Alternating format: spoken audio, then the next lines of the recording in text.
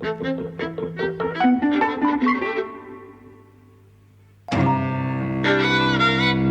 and welcome to Eavesdropping at the Movies. I'm Mike. And I'm Jose. And we've just come back from A Quiet Place, which is a film directed by John Krasinski, who's probably best known for being one of, I think, Jim, is it, in the American Office. Yes. And also being well known for being married to Emily Blunt, who co-stars in this.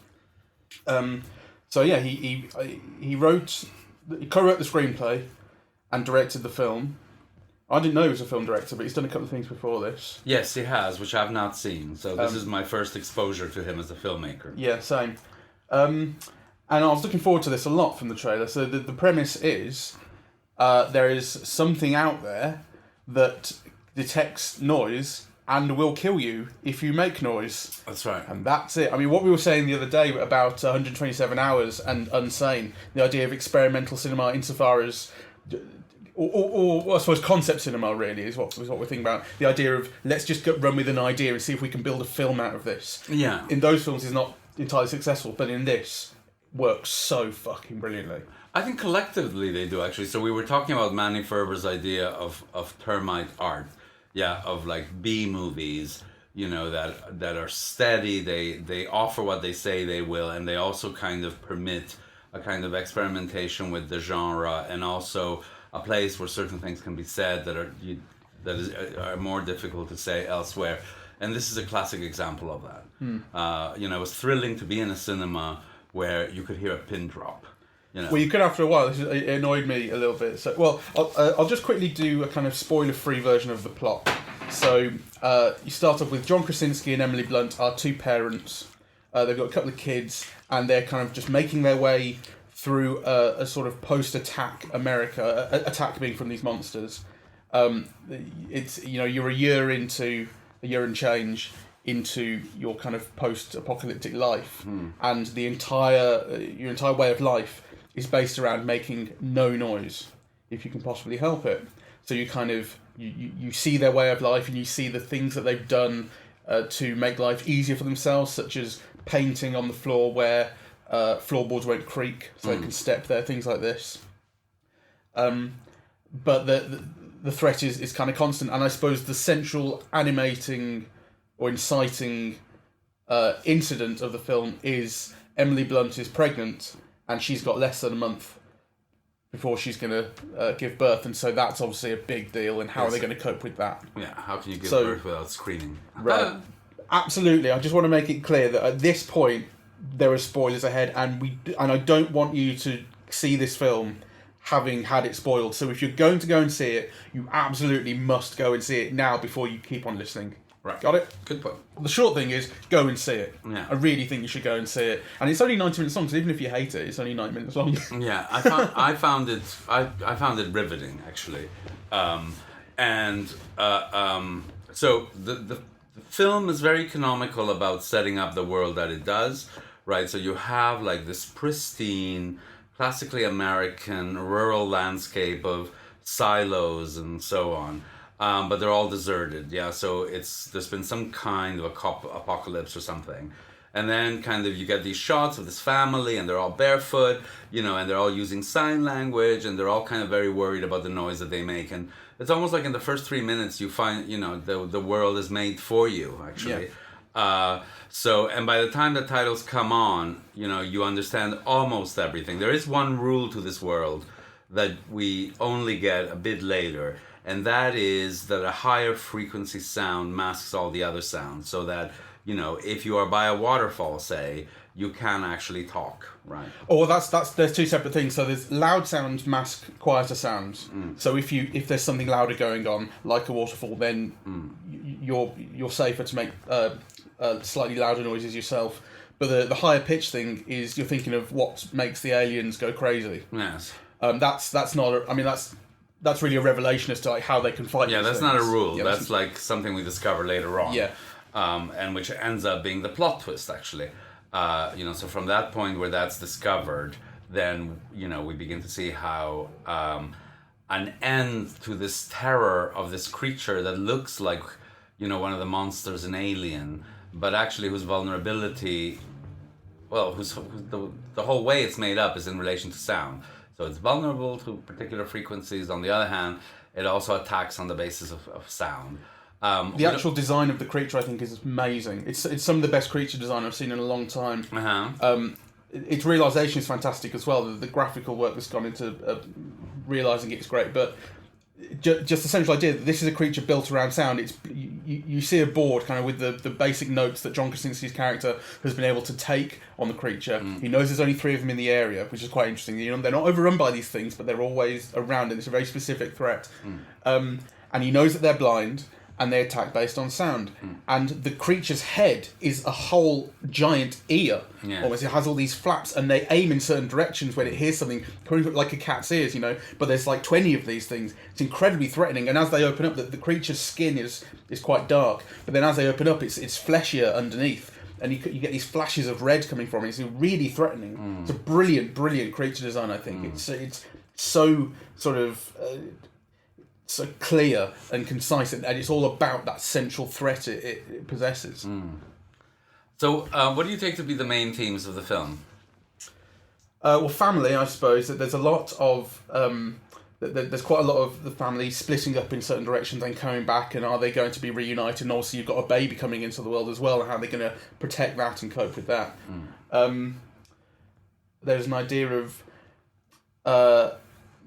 like a kind of Trump's America thing with, or not so much Trump's America as just kind of modern Western society, in that if you kind of get involved, you are attacked immediately and viciously. I read that. That was my reading of it as well. Really? Yes. You know, that as soon as you speak out, you get attacked, right? And the only way that you can speak out is if it's burrowed under other noise, kind of. Yeah, but like you're forced into hiding, really, if you just want to survive. That's right. Yeah. So I did have that reading, actually. And I don't know how far you can take the metaphor. I mean, I think that it is centrally about family and about, parenting and about teaching children how to survive in a very alien and hostile world, in which kind of the slightest sound could get you killed. Yeah. Yeah. So, the slightest evidence of your presence, overheard is, what kills you. And we have a very graphic demonstration of that right in the pre-credits sequence of the film, which really sets up then the rest of the narrative. Yes, the youngest child, their very youngest, who must be 5 or 6 years old, wants this toy. They're looking for supplies, and he takes this toy, and his dad goes, no, it's battery operated, it makes noise, you can't have it. But he takes it, and he makes noise, and he's killed. Yes. So it establishes the threat, really. Yes. I mean, you could say it's sort of a little bit cheap, like the kid is just there to die, but then that is how the threat is established. You see a family member get lost to this. But there's more to it than that. Actually, it establishes several threats, so I don't think it's cheap. It establishes the whole relationship with the sister and the guilt that the sister feels and the fact that she feels unloved and, she blames herself. Yes, and also like this theme that maybe actually, giving people what they want or being kind and generous is not always a good thing. That the more important thing is to teach people how to survive in an alien world, right? Like I think there are all those themes that are set up by that example, and I think actually it's one of the great things about the film that a film that looks it is kind of a genre film. It doesn't look very expensive, yet nonetheless has all these ideas worked out. So you mentioned the monster. I also just like the whole world, that the landscape, that rural landscape with the cornfields and the silos, and and it has like this wonderful shots, like there's a crane up where you see John Krasinski's back kind of overlooking this environment that is at once both so beautiful and also so deadly, right? I love that, right? Kind of. So and then what it does with the silence. I mean, I was saying earlier that you could hear a pin drop, and you said not immediately, and it's true that it took a while for the audience to sit down, and then actually some people were eating popcorn. It was a very full audience, yes. Very, very full, and I was looking at people taking popcorn, and I was thinking, this is not the film for this, my friend. The clue's in the title, Quiet Place. And early on, it was annoying me. There was someone particularly sitting right next to you, a couple of seats down, Yes. who was just making the worst noise. There were several couples clearly on a date. But it settled down pretty quickly. I mean, by the halfway point, it was dead quiet. And I think it's a testament to the quality of the film, because I think if people were bored by it, they would have kept on chewing away and making noise. They put the popcorn aside at some point. They did, hadn't yeah. finished it. I think a lot of unfinished popcorn came out of that cinema. People Yeah. still got the bags with them now. Yeah, so... That's testament to the quality of the film. Yeah, it's really, really gripping. It's a testament to the filmmaking. It's just so tense. Kind of, there were moments where I was jumping out of my seat really, and it's quite extraordinary because it is a film. It has music, but used very sparingly, right? And it has bits of dialogue, but again used very sparingly. It's largely a pretty silent film, really. Well, I think the music. I was listening to the score. I was paying attention to it early on, because it is kind of pretty spare when it's used. It's kind of just light piano, maybe a bit of guitar. It's not rich, not really. But the film doesn't want you on edge all the time, because a lot of the film is like that scene in Rafifi, right? That central scene where they're doing the robbery. Yes. And if you make it's this 20-minute amazing scene of pure silence with just and it means that every little sound effect is amplified, and it's exactly the same way in this, that a single noise is really important. But the film then kind of brings in the score and drops it out in such a way that you know when you're supposed to be more, the film could have no score, and you would then be on edge pretty much all the time, and that would be exhausting. I think the film understands that and gives you the score as a cue to kind of let up, because otherwise you really don't know when someone's going to make a noise by accident and when the threat's going to come. The two things that the film...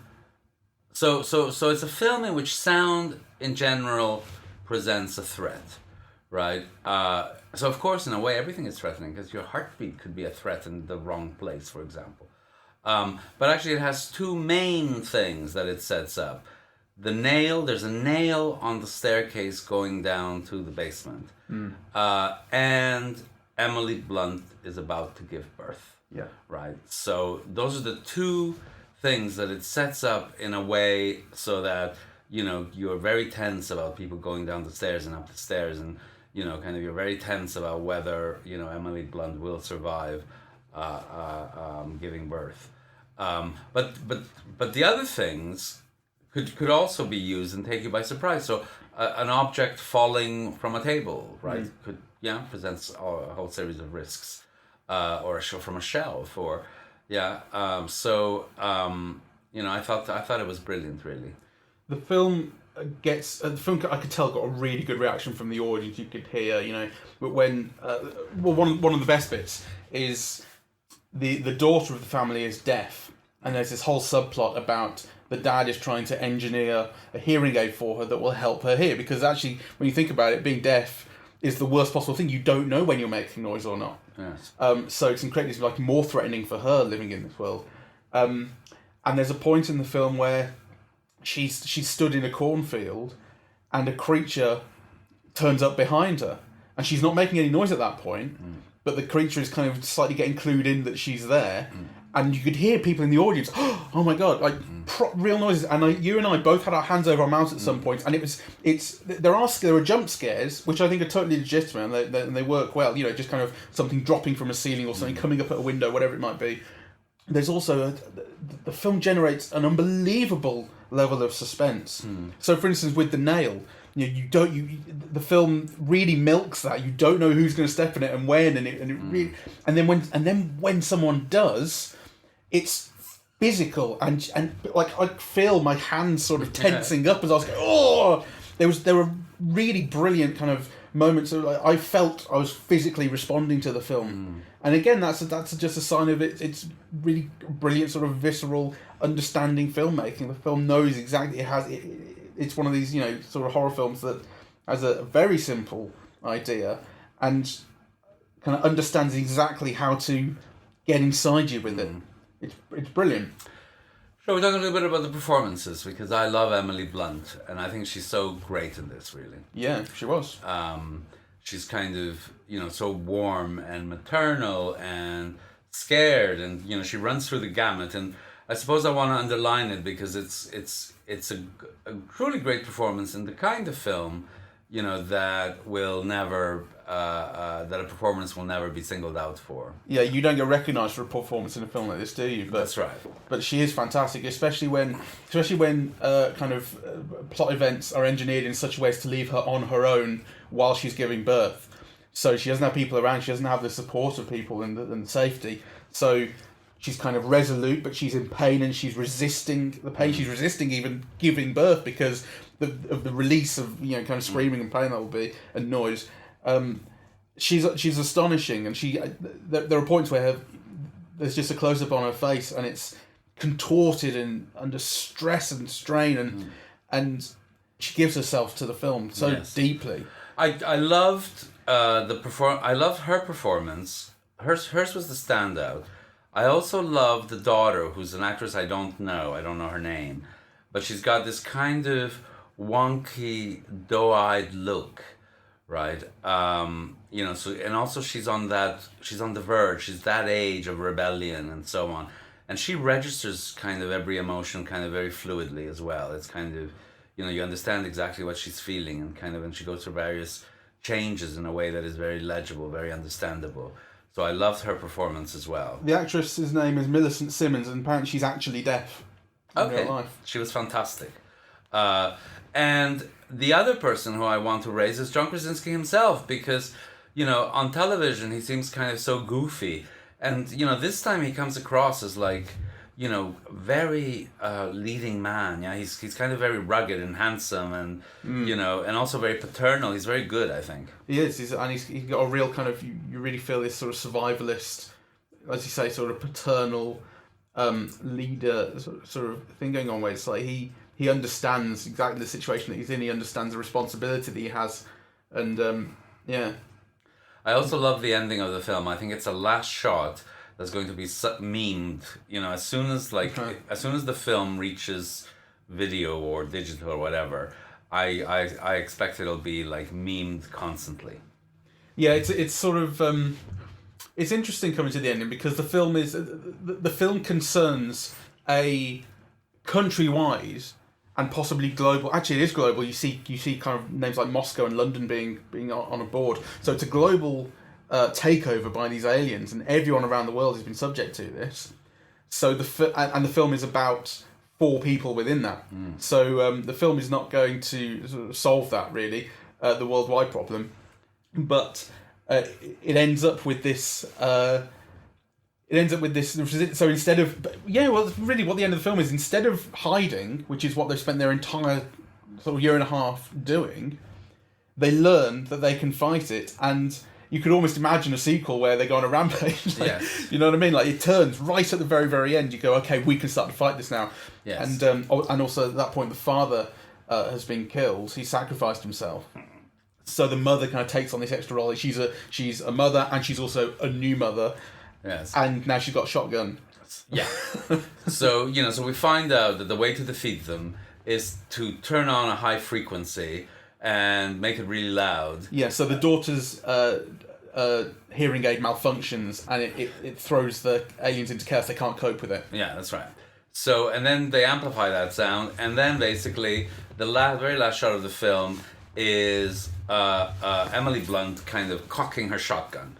Right, so ready for the next one. And that got a big response from the audience as well. That got a kind of people in the audience. Chuckle. Yeah, exactly. Right. People liked there's very little violence in the film really. Like, anytime violence is brought up, it tends to be resolved another way, or the characters sort of somehow get distracted from it, or something else happens. So the violence never really happens.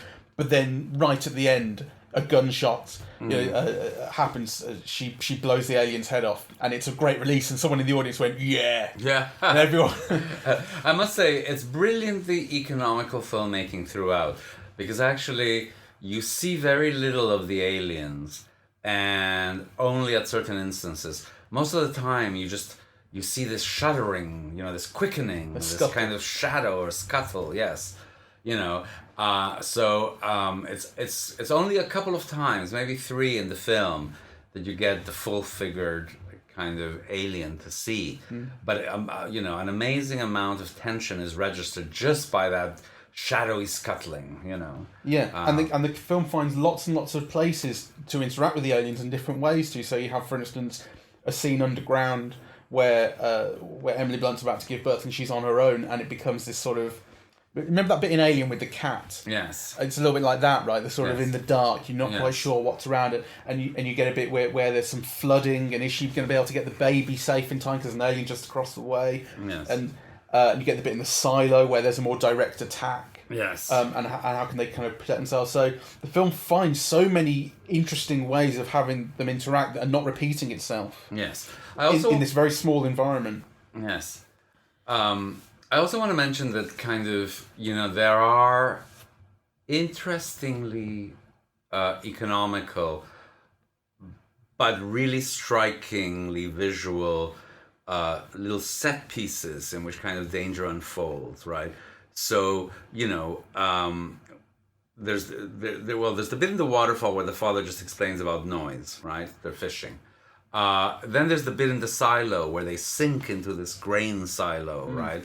And I just thought, you know, that was like such a fantastic way of like presenting danger, right? Because, you know, they're actually like sinking into this grain, right? They find a way to rescue each other. And so basically all you need is a sheet of metal and kind of lots of wheat, right? You know, so, and it looks fantastic, right? Yeah. And very cheaply done. And then of course the monster does come in there and, you know, kind of, but they manage to kind of expulse it. It's also very organic and convincing, like the world in which they live. So grain silos exist. Yes. You will sink into grain if you're kind of small and you're thrashing about, and it will do that. Yes. It builds on very simple threats, and it adds these kind of monsters into it as well, and that amplifies everything. But actually, the world in which they're living presents its own kind of dangers just through sort of carelessness or you know the way things are built. Maybe. Do you think that the dad died well? No. I mean, it was an unnecessary sacrifice. I thought he puts his axe down. I get the point. Actually, what I like about it is that it's an act of love, and it's something that you maybe don't see quite so much in horror films. It's a real kind of act of sacrifice and love because the monster's attacking a car with his kids in it. And so he makes a noise to draw the creature away and let them escape. But he puts his axe down, and it's like it's a very knowing thing of like. And he says to the daughter, "I love you," which is that's an emotional moment between the two of them. She's never felt that from him. So it's this kind of it's an emotional beat that I think logic is sacrificed for, because he could at least keep hold of the axe and give himself a chance. I thought more than that. I thought it was just a mistake narratively, because, you know, there was a way of making that sacrifice, of letting us know that he's made that sacrifice, of letting his daughter know that that's what he's doing for her, and nonetheless getting him out of the jam. You know, she could have used her earpiece again. Yeah, they could have found a way of allowing him to live. And I think it's a mistake that they didn't. It feels dissatisfying. Well, possibly, but she didn't know at that point, to be fair, that her earpiece was... I think she did. No, she didn't. She'd actually plugged it in by that point properly, which had stopped the whining. It was only later on that she realised that that's what it was. Well, I think the kid her brother realises. At that point, I think it had... I mean, I heard as soon as she plugs it in and the sound goes... and the whining stops. Someone in the audience was like, "Oh, no, don't!" It got really good reactions. It's a long time since I've seen a horror movie that's got such good reactions from an audience in this. Yes. Anyway, I do think a more imaginative script or whatever would have gotten him out, and I resented that, you know, he was sacrificed. Possibly. Also, I don't really believe that the mother could have given birth and not made a noise. Spotted. I mean, because they do this thing where. One thing that the film is actually very good at, which I'm glad that this has just reminded me of, is as it splits characters up, it has action happening in sort of 2 or 3 different locations that is independent. You know, like characters will be getting attacked in different ways in different places, but then also informs sort of other parts. So things happen kind of simultaneously in different places, but everything's tied up really nicely. So you get the as the dad and his son are returning to the house, the mother's about to give birth, the daughter's gone off somewhere else feeling bad. The dad says to the son, okay, you need to go off and set off all these fireworks. That'll distract the aliens. So then they get distracted by running off there, which saves the mum, and then he comes back, and then he's walking through the house. Is she there or not? There's all this kind of simultaneous action going on where the film controls your level of knowledge about each character's whereabouts and situation very, very well. So that when characters, when they start to kind of collide again, when they come back together, you've got exactly the right level of knowledge to keep you in suspense as to what's really happening, and the film shifts your point of view very, very effectively from one person's shoes to another. I think. Okay. It's I think so too. really strong direction in that respect. But I do think that setting off fireworks, half a mile down the road is not going to distract you from the noise of a screaming woman giving birth. Yeah. Well, also, that there's a bit of a trick in that she reappears, behind the shower, and there are little kind of plot gaps like that, but I didn't mind them at all, actually. No. And they weren't, you just accept it, really. But actually, I do think that killing the father for me did feel unnecessary. I mean, you could have made the same point, gained the same emotional power, and so on, and allowed him to live. And I think that actually, it's kind of, to me, it was important for the emotional satisfaction of the film, that he'd be allowed to live, because in a way there are certain things you don't know, right? How many people are left in the world alive, right? Like, you get the sense that there are some, but I kind of I think it's a mistake that they sacrificed them. Yeah, actually, we don't know that really. So there could be a sequel in which he reappears. He won't, though. I mean, the thing went straight for his face, and he didn't have his axe. The thing killed him, my friend. We didn't see it. Well, you saw it jump right at his face at 200 miles an hour. We didn't see him hit him. We didn't see the touch. Yeah, you did. Oh, I don't remember that. The van's off on the right hand side, and they let the handbrake go, so it's rolling down the hill. So that's how the kids get away. And as they do that, the thing jumps off it and jumps at John Krasinski, who's at in front of the frame on the left hand side, and it jumps at him. That's the last you see of him, and it's quite quick, but you do see it. Okay. You see the thing attack him. I don't think it's controversial to suggest that the man has perished. Well, to me, it depends on kind of, what you actually see. And actually, all I remember is the creature going towards him. I don't remember seeing the impact. Okay. Which with other people, I think you had your hands over your eyes because you were a big girl's blouse. that is very possible. But actually, you do see it. In other instances, you see like the blood gushing out. No, sure. And in this one, you don't. So, but I think it also. I mean, it wouldn't be the same moment, would it, if you didn't think the dad had died? Like, that's the point of that scene. Whether you agree with him dying or not, that's the point of the scene. Well, the point of the scene is that he's willing to do it, and he's communicated it to his daughter.